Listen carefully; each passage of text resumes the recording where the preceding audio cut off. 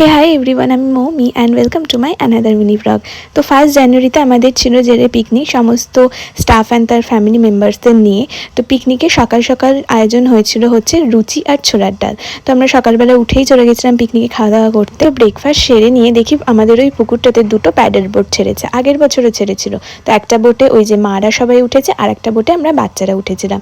কিন্তু আমরা বোট চালাতে চালাতে প্রায় দুজনের প্রায় ধাক্কায় লেগে যাচ্ছিলো। তো ফাইনালি আমরা বোটিং শেষ করে বাড়ি গিয়ে আবার একটু রেডি হয়ে এসেছিলাম দুপুরবেলা। তো দুপুরবেলা ফুচকা স্টল ছিল, আচারের স্টল ছিল, আর এখানে প্রেশার অ্যান্ড ওয়েট মাপা হচ্ছিল।